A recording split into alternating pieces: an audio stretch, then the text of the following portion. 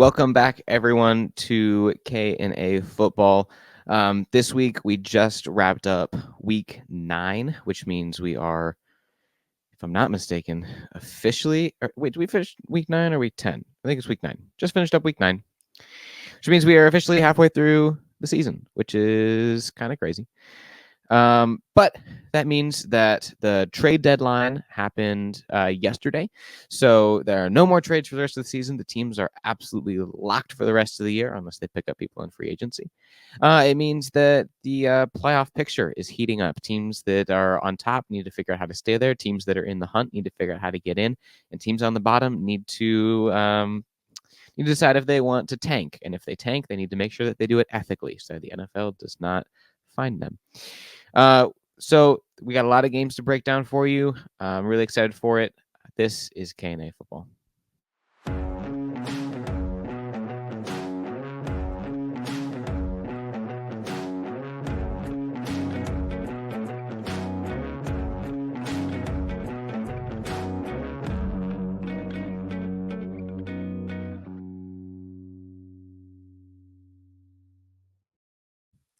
Man, I don't know if I'm ever going to get tired of that intro.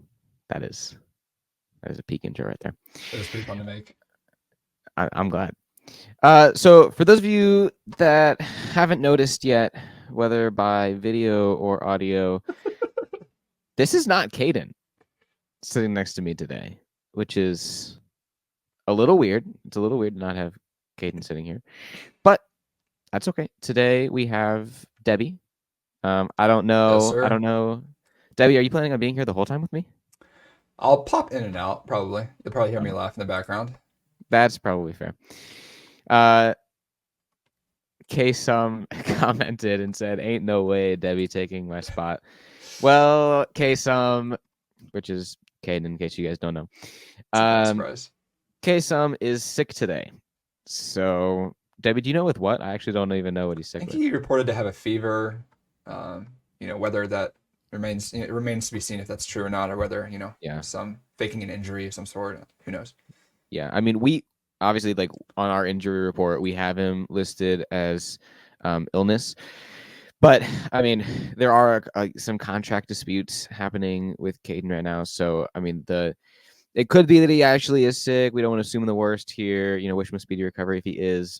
But, you can't help but speculate that with the contract disputes that are going on, maybe he's faking it, trying to show the organization, Candidate Football, that they need him, that the show can't go without him. Obviously, the show's going to try to go without him. But we'll see if the episode flops. It might have to renegotiate that contract. For sure. Yeah. All right. So let's jump into the games here. Actually, I lied. We're not jumping into the games yet. First off, we are jumping into our plays of the week. So the first play that we are going to have, I'm sure you guys have seen it. It's been all over the internet. It is going to, of course, be Saquon Barkley. Debbie, do you want to go ahead and roll that? So here we go. Eagles are on the 45. Jalen Hurts drops back, throws a check down to Saquon Barkley, makes a man miss, makes a second man miss with the spin move, and then he reverse hurdles over a guy. Okay, his back is facing the guy that is going to tackle him, and he jumps over him. It's like, I don't even know why he wasn't facing him. I really don't. Like, he totally could have been facing that guy. Like, if you watch the clip, he could have faced that guy. He turned around to do that to the man. Like, that got sandwiched afterwards. That man is. Oh, shoot. Yikes. Okay. So, like, that man probably, like, he's a son. He could be a husband. He could be a father. There's no reason you got to do that to that guy. Okay. Like, that is disrespectful, but an insane play. So you got to make it on here. Normally we like to reserve our top plays of the week for like some crazy touchdowns or something like that. I think most of them have been touchdowns, but this one obviously deserves a spot.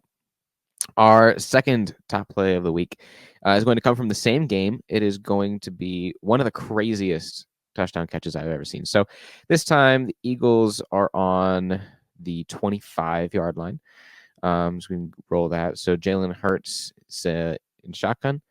He drops back, throws it into the end zone for Devonta Smith. He's maybe 2 yards from the edge of the end zone and somehow hauls this in with one hand, gets both feet in. If you watch this clip back really slowly, you'll see like he gets the 1 foot down and then his left foot goes absolutely limp in order to get inbounds. Like he had to do everything to get that foot inbounds. And it was an insane catch for sure. Like contender for catch of ever. Like, I don't know how he gets that leg in. Like he is moving way too quickly. But he does, and that's an insane catch. And that's going to also lead us to another insane catch, which is going to be our number 1 play of the week. I'm sure you guys have seen this one too. This is going to be Garrett Wilson's Michael Jordan catch. So the Jets on about the 25-yard line as well. Aaron Rodgers drops back to throw, puts it up for Garrett Wilson, and he goes up, nags it with one hand over his head, doing the Jordan, gets he gets his 1 foot inbounds twice. So I'm not exactly sure why that's a catch and George Pickens the other week was not a catch. No one has been able to explain that to me quite yet. But it was a crazy catch, so maybe the referees are just like, okay, fine. If it's a crazy enough catch, we'll give it to you. George Pickens wasn't cool enough, I guess. So that's going to do it for our plays of the week. Let's go ahead and jump into our recap. So first one that we have here is the Texans and Jets. We obviously just saw that one. This was our Thursday night game. So the Jets end up winning this one 21-13. CJ Stroud finished the game going 11 for 30. That is not great. He had 191 yards through the air. Aaron Rodgers went 22 for 32. That's a lot better. 211 yards and 3 touchdowns. So the Texans have really been struggling ever since Stephon Diggs tore his, I want to say he tore his ACL. Someone's going to have to fact check me on that because I don't actually know. I think he tore his ACL. So he's out for the year. And so they've been really struggling these last couple of weeks without him. They're trying to find their identity on offense, how CJ Stroud can pass without Stephon Diggs. And hopefully that answer comes this week.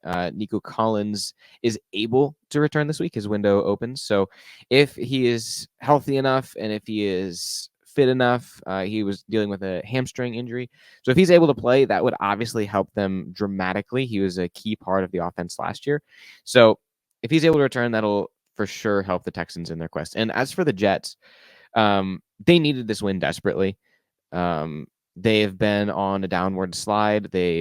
As everyone knows, they fired their head coach. They picked up Devontae Adams in a trade. So they need to get the ball rolling if they want to make a playoff push. And it actually wouldn't be too hard. The Bills are on top of their division right now pretty comfortably. But the Dolphins have been struggling because of their lack of Tua. The Patriots have been struggling just because they're the Patriots, and the Jets have been struggling. So whichever one of those two teams can really kind of pick things up, it might be a little too late to win the division at this point, but if they can make a nice push towards the end here, maybe win, somehow squeak 11 games out of here, I think they'd have to almost win out if they want to do that, but it's not out of the question. It was the ACL in his right knee. It was. So, yeah, you were correct. I couldn't remember if it was the ACL or if it was another Achilles injury that happened there. Yeah. Perfect. All right, then let's move to the Sunday games. And I'm going to be completely honest with you guys. I did not see too many of these games. I was in Cleveland. If you didn't catch last week's episode, I was in Cleveland.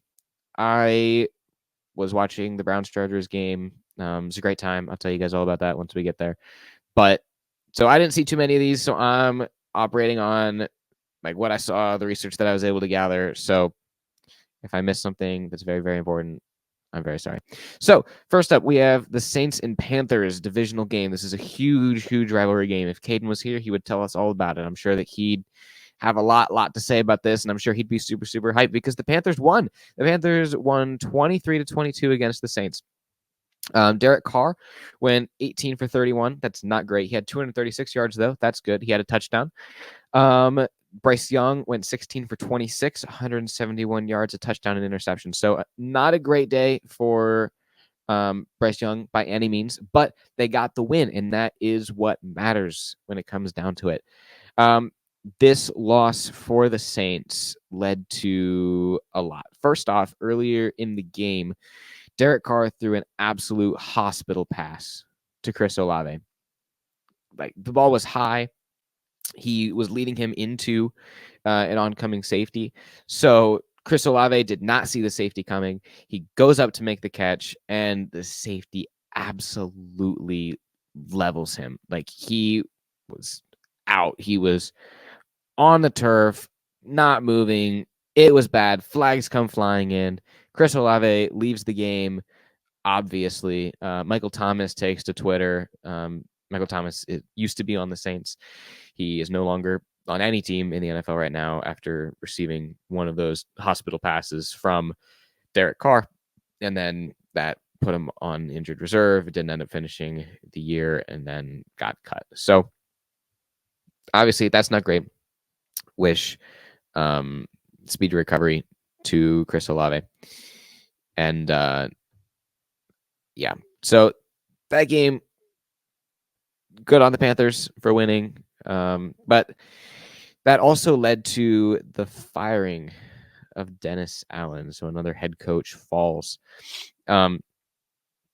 He was the coach of the Saints for the last, I want to say 3 years. That could be wrong. I'm not really sure. Someone needs to fact check me on that too. But the Saints started the year strong. They won their first 2 games, and it was looking really good because they blew out both of their competitors in those first 2 games. And then they've gone on a losing streak of 7 games.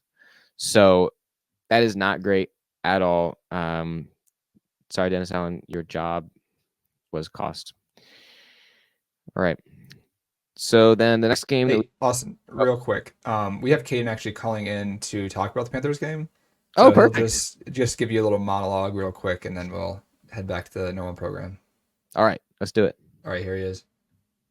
Okay. Austin, can you hear me on your end? I guess I can't really hear you, but all I know is, like you said, you went to the Browns game, so you have not the most knowledge of what happened in these games. And before you go ahead and talk some crap on the Panthers, I needed to go ahead before I heard whatever blasphemy you were about to say about them and just say that Bryce Young is back and he looks after his benching, in week 2. The last 2 weeks, he's played like the best football he's played in his career. He looks amazing, and I was ready to say, he's a bust. He's over, but I'm officially back on the Bryce Young train. I know that you're probably rolling your eyes, and I hear Debbie laughing right now, but at least until Sunday when I hop back off of that train. I'm on that train at least for the rest of this week. So, and we play the Giants in Germany on Sunday, so we could go on a 2-game winning streak. So, but for real though, Bryce Young did play amazing, and I don't know if you saw, but he had 2 plays in this game that one was an interception that was in his wide receiver's hands, and the DB just ripped it out, and that's not Bryce Young's fault. And he had another 50-yard touchdown that was thrown and then just dropped by the receiver. So he could have had an even better day. But all right, I'll let you get back to the Nay and A podcast, but. Yeah, like Debbie and you were alluding to, if it flops, we need to rework my contract at the end of the year. But have a good rest of the podcast, boys. I'm probably gonna head to bed too late so that I can be ready for next week. All right, thanks, Caden, for calling in. Glad to have your input, even when you're sick. All right, next game that we have here, and by sick, I mean first off, right. Sick, but sick also as in sick in the head because he thinks Bryce Young is. The rumors might be true. Yeah, it's delusional. Yeah. Okay. Yeah, that might cut into the contract a little bit. All right, the next game we have here is going to be the Commanders and Giants. Don't have too much to say about this game. Daniel Jones he's been playing a lot better. Daniel Jones went 20 for 26, 174 yards and 2 touchdowns.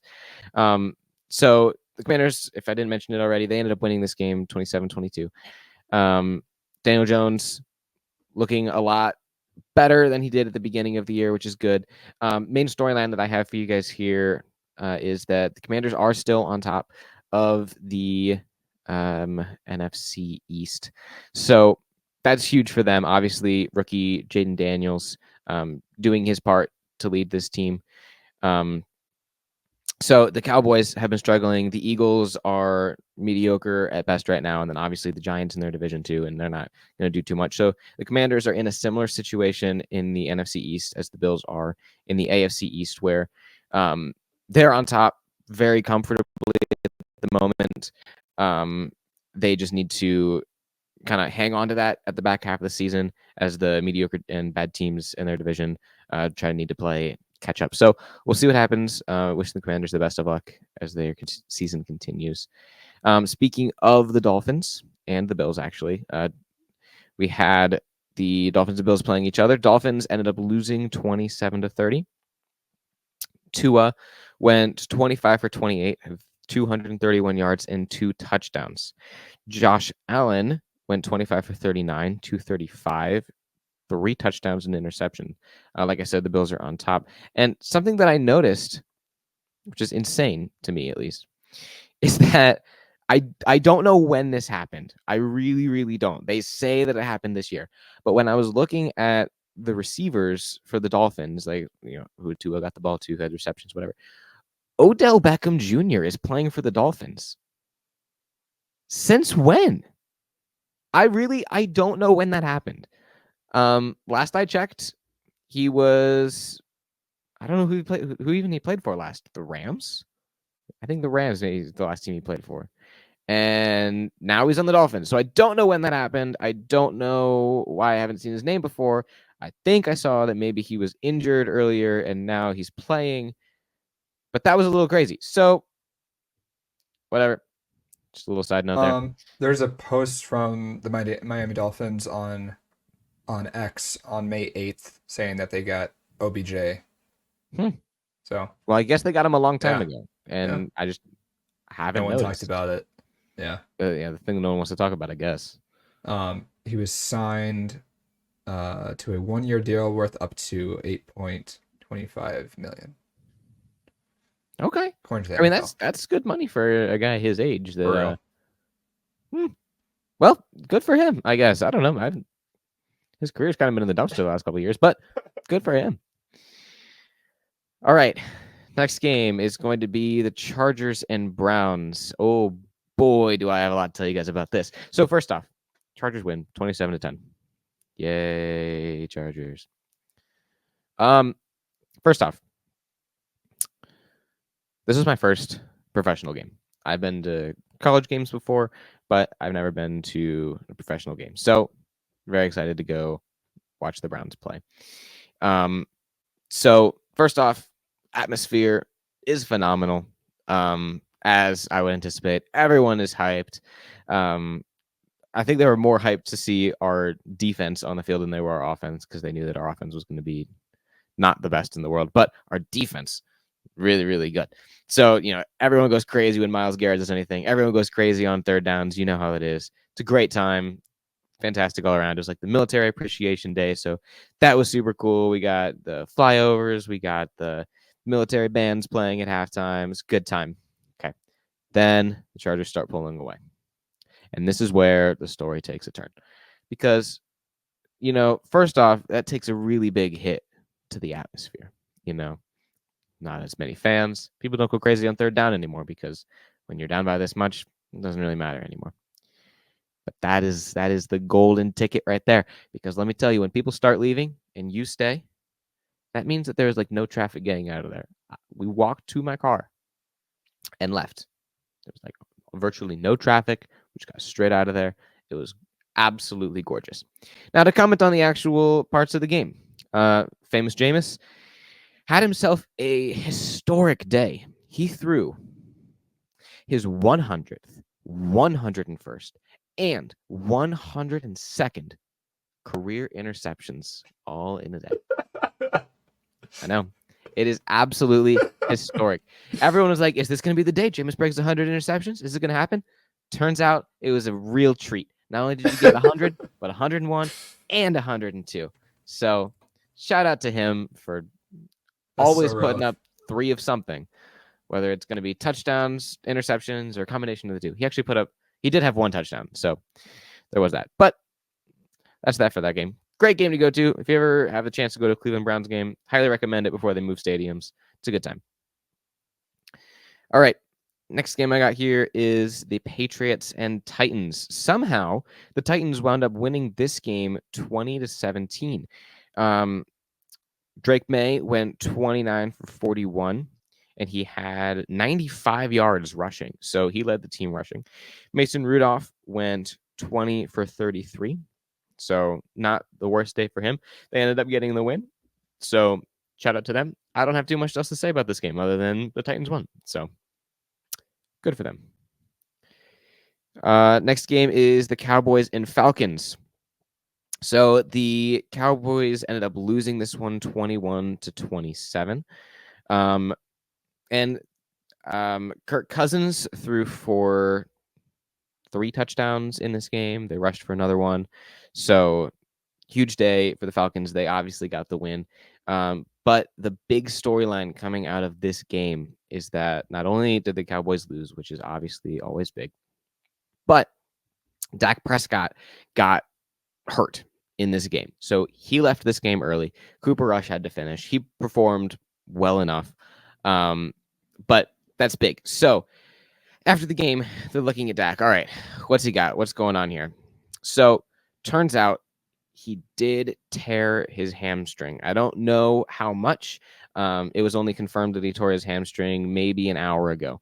So he tore his hamstring. Don't know how much. So he's going to be out for a minimum of 4 weeks. He's going on injured reserve. So that is huge for the Cowboys. In other news for the Cowboys, remember how Katie and I were talking the other week, like our audible, maybe a week or two ago, was the Dallas Cowboys had to do something, whether that's they add a receiver, they add a running back, they get, a new scheme for the defense. They have to do something to change something up. Well, don't worry, everybody. Jerry Jones has you covered. That's right. Jerry Jones. You thought he wasn't going to do anything. You thought that he was going to sit back through another trade season and he wasn't going to make any moves because his 2-5 team is going to go absolutely crazy starting now.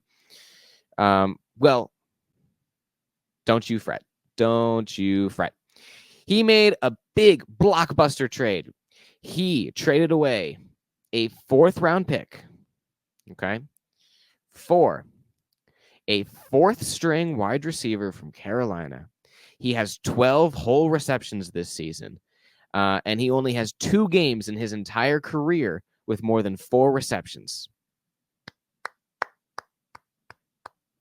Yep, Jerry Jones, that's really going to fix your team, isn't it? Your team that is currently sitting at, what are they sitting at? Currently sitting at 3-5. Ooh, your 3-5 team that's supposed to make the playoffs. They're supposed to make a push. They're supposed to be good every year. 3-5. You're going to trade for a 4th-string wide receiver. That's a really, really bright move right there. I don't know why he did it. It seems like a stupid trade to me. Like, I guess you have no one. I guess he's going to be your next best option behind CeeDee Lamb. Sure. I don't know. I expected more. I really did. The Cowboys have not made any other moves, so I really anticipated that he was going to go for broke here. He was going to get a star running back that's at the tail end of his contract with another team. He's going to go get a big name wide receiver that can help this offense, but no. So maybe it'll help, but I have a feeling that it might be too little too late. Getting this guy at this point in the season, especially with Dak Prescott going to be out for a minimum of 4 weeks, starting Cooper Rush for at least 4 weeks. I don't know, man. I don't know. All right, next game we have here is the Raiders and Bengals. I won't spend too much time on here. Bengals won 41-24. Very convincing win. Joe Burrow had a 5-touchdown day. Gesicki had 100 yards, 2 touchdowns on only 5 receptions. That is very, very impressive. So again, not too much to say here. Bengals obviously hitting their stride here late, as they always do. They didn't need T. Higgins as much this week as they have in previous weeks. Like I and Caden have mentioned that the Bengals offense tends to struggle when they don't have T. Higgins, but this is an exception to the rule, mostly because the Raiders are just straight up bad. Next game I have here is going to be very, very similar. It's the Ravens and Broncos. The Ravens ended up winning this one 41-10. Don't need to talk too much here. Nothing super crazy. Lamar Jackson continuing to do Lamar Jackson things. Derrick Henry continuing to perform well. Their defense is performing well. The Broncos obviously only put up 10 points, but that's to be expected when you're playing against the best team in the NFL, other than maybe the Lions. Next game is the Cardinals and Bears. The Cardinals won 29-9. Cardinals had no passing touchdowns this game, but they did have 3 rushing touchdowns. They had 2 fumbles. The Cardinals did. Marvin Johnson Jr. fumbled once, and Kyler Murray fumbled once. But obviously, they were fine. They ended up beating the Bears by 9. So nothing too much to note there. Debbie, if you want to look really quick, I remember seeing something about DJ Moore. There's some viral video with DJ Moore, and I don't know what that was. You can try to look that up really quick if you can while I hop to the next game here, and we can come back to that. The next game is going to be the Eagles and the Jaguars. Yeah, there we go. Switching that up. So Eagles and Jaguars is the game that I have next up here. We have Trevor Lawrence going 16 for 31. Yikes. 169 yards, 2 interceptions. Yikes. He had 2 rushing touchdowns with his legs. Jalen Hurts had 230 yards, 3 touchdowns. And then the man of the hour, Saquon Barkley, had 27 carries. That is an insane amount of carries. 159 yards and a touchdown. That is insane work from Saquon Barkley there. And the Eagles in general, the Jaguars are obviously struggling quite a bit. To contend with the Eagles like that is good, but you can't throw 2 interceptions and expect to contend with them. So Trevor Lawrence needs to figure out what he's up to. And honestly, at the end of this year, when Joe Flacco's contract runs out with the Colts, and they don't want to sign a 8,000-year-old man to be their quarterback anymore, I have a feeling that the next place Joe Flacco is going to make his way to is going to be to the Jaguars, because Trevor Lawrence has been struggling mightily, but they paid him way too much to bench him. So if they have a solid guy like Flacco behind there, maybe they can consider for a couple of games.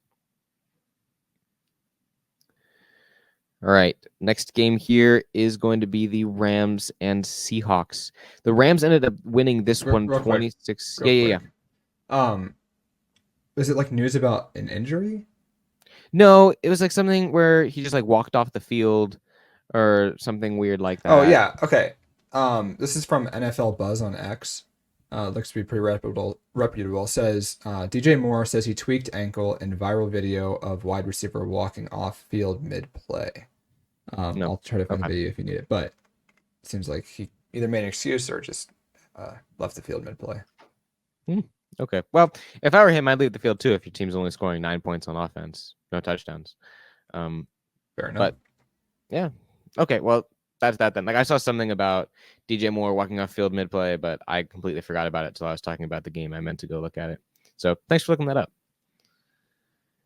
up. Next game, like I said, is the Rams and Seahawks. Rams ended up winning this one 26-20. Geno Smith had a day. He had 3 touchdowns and 3 interceptions, so I feel like those kind of cancel out. Both of these teams are sitting at around a 500 record. So the Rams have a little bit better of a path. Their division is struggling right now. The Seahawks are in their division. The Rams are performing very solidly. The 49ers are struggling. And the team on top of their division right now is, I believe, the Cardinals. So the Rams playing catch up to them, but it is very, very close between those two teams. DK Metcalf was injured again for this game, so the Seahawks did not have him, and they have been struggling heavily without their number one receiver. And then Puka Nacua got ejected from this game, so that was not great. He threw a punch early in the game, so I think he scored like 1, maybe 2 fantasy points. I'm sorry. Someone had texted me. It was my sister. My sister texted me earlier this week before the games. She said, "Hey, Austin, should I start Puka Nacua?" And I said, "Yes, you should. Puka Nacua is a very good receiver. He's going to score very, very many fantasy points this week." Well, he scored 2. Not because he did not perform well. He probably would have performed fantastic. Oh, here's the play here. Puka Nacua at the bottom there, and yeah, you see he just gets upset with a little bit of a late hit, but it's nothing crazy, and then he just punches him, and that's gonna get you every time. Like, the referee is standing right there. There is no reason you have to do that. Like, just if it's a late hit, let the referee call it. If it's not a late hit, don't do that crap. Yeah. So that's just stupid right there. But so sorry to everyone who started him, especially if you asked me for fantasy advice. That's not on me. That's on him. You can bring that up with him later. I'm sure he'll be on the show at some point, so bring that up. Next game that we have is the Lions and Packers. This was a highly, highly anticipated game.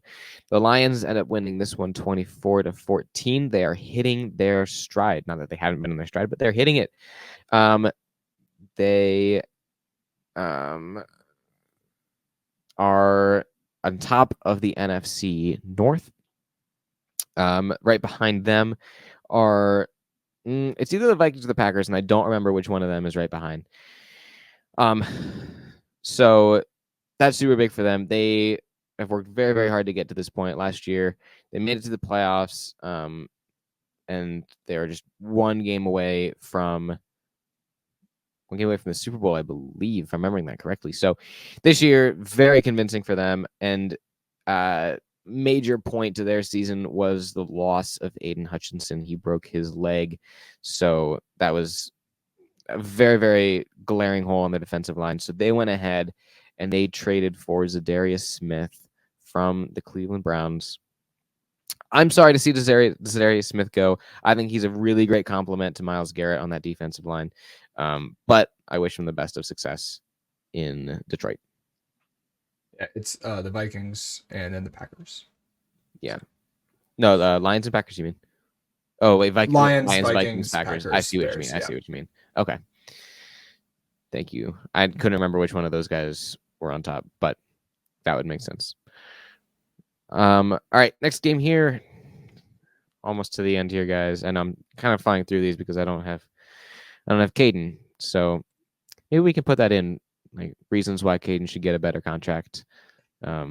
Makes the show is shorter longer without him. Next game is the Colts and Vikings. The Vikings wound up winning this one 21-13. The Colts, after bending Anthony Richardson, you're like, okay, Anthony Richardson, least accurate quarterback in the league. He is performing very, very poorly. What are we going to do? Let's get Joe Flacco out here. Let's show Anthony Richardson how you play quarterback in the NFL. Okay, let's give him the business a little bit here. Okay, so then Joe Flacco decided to show him what the business was. And the business is apparently only going for 179 yards through the air and having less than 70 rushing yards. So slow clap for the geniuses on the Colts.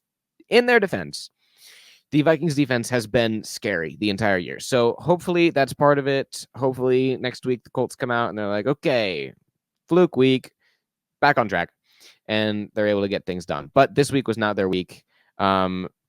The Vikings, I think they also threw an interception in there somewhere. But the Vikings had 3 touchdowns through the air and 2 interceptions. I did not watch this game because I was driving back from Cleveland. But I heard that it was a Thursday night type game. And if you don't know what that means, I'm glad for you, because that means you probably haven't been watching too many Thursday night games, which is always a good thing. Then the last game here is the Buccaneers and Chiefs. This was a fantastic game. Down to the wire, goes to overtime. Absolutely beautiful game. Baker Mayfield goes 23 for 31, 200 yards, 2 touchdowns. His primary target was Cade Otton again. Mahomes goes 34 for 44, 291 yards, 3 touchdowns. DeAndre Hopkins has 8 receptions for 86 yards and 2 touchdowns. This was a great game. Like I said, went all the way to overtime. Baker Mayfield was able to drive down at the end of the game, tie it up at 24, force overtime. Unfortunately, the Chiefs get the ball first, and you know what happens. Mahomes gets the ball first in overtime, and it's over for you. So this was for sure one of the Chiefs' tougher games that are left on their schedule. So the fact that they were able to get out of here, first off in an entertaining manner, but get out of here at all with the win is huge for the current prediction from Caden that the Chiefs are going to go undefeated and then obviously win the Super Bowl. So it was a great game. If you don't already, which I don't know why you wouldn't, maybe you didn't. Maybe your league didn't think of it. Maybe you're in a small league. Maybe you're in a league with just your family. Okay, this is all very real possibilities. Okay, I'm talking your league's got to have like 8 people or less for no one to have thought about this yet, and they have to know nothing about football. But if you have not gone and picked up Cade Otton as a tight end, you need to do that in fantasy right now because he is going to be Baker's number 1 option until Mike Evans comes back.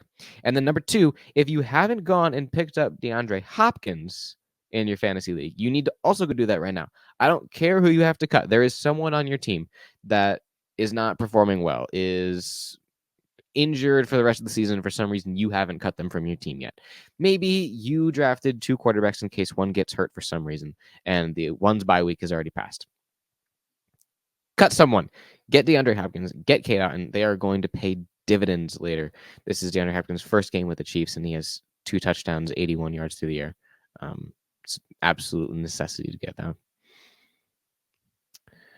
All right. So that does it for the recap. I don't have anything else, which means that before we move on to our next thing, I need to tell you about our friends at K&F Construction. K&F Construction has been serving the Northeast Ohio community for over 16 years, specializing in composite decks. K&F Construction takes the time and effort to provide the service and product you deserve for your home. You can call K&F Construction today at 330-575-2465 for a free estimate. Again, that's 330-575-2465. You can also visit kfdecks.com, which is linked in the description. K&F Construction, let us build your dream backyard. So normally, the next thing that we would have here is Kate and I would speed run our picks for the next week. But I didn't think it was fair if Caden got to hear my picks before he said anything, because then he could exploit me for the fact that I am losing right now. And he could either just pick all of the same games as me, or he could, be sneaky in different ways. And any weird game that I pick, he just picks the opposite just because I did it. So I'm not going to tell you my picks for the first reason of I'm scared and I don't really want to go on a date with a teddy bear. But 2, then you guys don't get to hear his picks, and that's no fun. So Debbie's going to post a graphic at some point on our Instagram. So make sure you're going and following that. That's KA_football on Instagram. While you're at it, make sure you're following us on YouTube and everywhere else you get your podcast so you don't miss anything. So we're going to take a very quick break, and then we're going to come back with our segment of the week.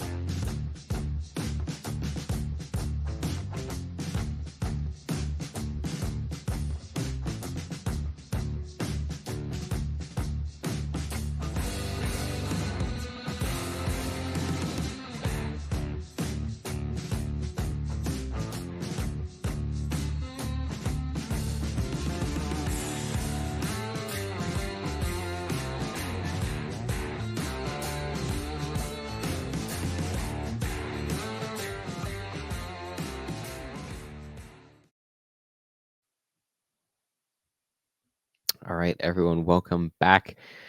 Debbie, do you want to introduce what we're doing next? Sure. This week's segment is the Hail Mary segment. So basically, what that entails is Austin's going to give a wild, just kind of Hail Mary. He's going to just throw the ball up there, hope it lands somewhere. And we've seen a lot of good Hail Marys, I feel like, this season so far. I'm really enjoying the new segments that we do every week, and just kind of see what happens. So I think the most obvious one that we have going right now is just hoping that Caden's hits. Kind of hoping, depending on whether you're a Chiefs fan or not. But yeah, what do you got for this week, Austin? Yeah. So for those of you that don't know, Caden's current Hail Mary that we're keeping track of is that the Chiefs will go undefeated and win the Super Bowl. I alluded to that earlier. Mine is similar in the sense that I will now be rooting for a team to perform a certain way and come out with a certain record. My Hail Mary is the first part of it isn't going to seem quite as crazy, but I think this is the last part that's going to get you. Is that the Cowboys will finish 5-12 and tie for last place in their division. So, wow. Yeah. So at the moment, the Cowboys are sitting at 3-5, which means that in order for them to go 5-12, they are only allowed to win 2 of their next games. They have 9 games left. So they need to win 2 of their next games. So let's look at their games really quickly. So of the games that they have left, they are playing the Eagles. They are playing the Texans, Commanders, Giants, Bengals, Panthers, Buccaneers, Eagles again, and Commanders again. So first off, the first thing we have to remember when we're assessing whether or not they're going to win only 2 more games is Dak Prescott will be out for a minimum of 4 weeks, which means that he will miss the Eagles game, he will miss the Texans game, he will miss the Commanders game, and he will miss the Giants game at a minimum. Okay, so for starters, I don't think that they beat the Eagles in their current state. The Cowboys have been struggling in general, and now you miss out on Dak Prescott. You're starting Cooper Rush instead. I don't think they're going to beat the Eagles here. Okay, so there's a loss. They're playing the Texans. That one, I feel like they could have a chance, mostly because the Texans have not found their stride on offense without Stephon Diggs, like I said earlier. So that one, they have a chance, but again, no Dak Prescott. So I'm saying they most likely lose that one. Is that a home and game? They're playing. That is because the Texans are undefeated in home games. I mean, that's a random that. stat. I think that is consider. yeah. I think that is a home game there. For the Colts. No, for the Cowboys. Okay, if I'm not mistaken. Most of these last ones are home games for them. The Eagles, Texans, Giants, Bengals, Buccaneers, and Commanders games are all at home for them. So that is something to keep our eyes on if they are undefeated in home games. Obviously, home field advantage is a huge part of the NFL. But I think that losing out on Dak Prescott is not going to be super advantageous for them. So I think that they do lose the Texans game. I think they probably Commanders game might be close, but I think that they lose that one too with how hot the Commanders are and how cold the Cowboys have been. I will give them for sure the Giants game to win. Okay, then here we are. Dak Prescott can probably return. We're at the 5th week, but they're playing the Bengals. Okay, this one could be a fantastic game. We could have an absolute shootout. We could have a game where the Bengals blow them out of the water because this is the point where the Bengals start to heat up. They finally get healthy. T. Higgins is back. They need to make a playoff push. So this is the point where we could see the Bengals really heat up and start being that offensive powerhouse that we're used to. They're probably winning their next game against the Panthers. Then they play the Buccaneers. The Buccaneers are hot. They almost beat the Chiefs this week. Mike Evans is probably back at this point in the season. So that's going to be a really, really tough game for them. Then they play the Eagles again. This one is another one. It's like, okay, they could win this one. In division games are tough. But the Eagles at this point, too, will be needing to make a heavy playoff push. So that could be a fantastic game to tune into. And then we have the Commanders again, who could be fighting for the number 1 seed in the NFC at that point if they're still on top of the division. So that could be a road for the Cowboys to only win 2 of their next 9 games. But then the last part of my prediction here is that they will tie for last place in the division. For that to happen, obviously, the most likely scenario is that they tie with the Giants, who are currently sitting at 2-7.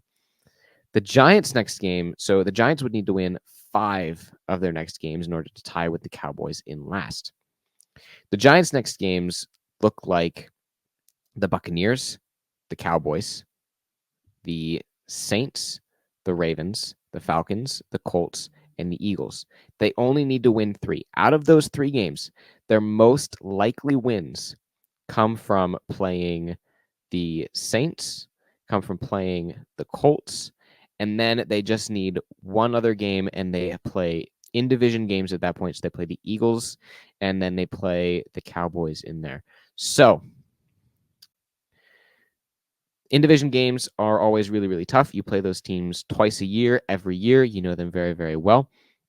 So obviously, the hardest part for the Giants would be needing to win a game against the Ravens, probably not happening. The Buccaneers, probably not happening. The Falcons, probably not happening. So their best chance is those division games against the Eagles and Cowboys, but their best chances are going to be against the Saints and the Colts. So that would be the paths for both of these teams to finish at 5-12, tying for last place in their division. We'll see what happens. It's called a Hail Mary for a reason, because this one is for sure out there. But I think that it is at least somewhat possible, mostly for the Cowboys to only finish winning 5 games. So we'll see what happens. And yeah, Debbie, do you have any comments on that at all? No, I mean, it's not improbable for it to happen. Yeah, I guess we'll just have to see. It's been a kind of a wild ride for the Cowboys this season. So yeah, it's been rough for them. So yeah, anything could happen any given Sunday, you know. True.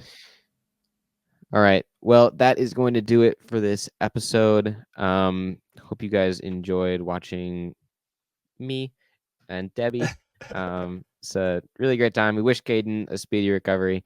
And if you guys want to let him know that you want to see him here at KNA football next season, he should take a team-friendly deal.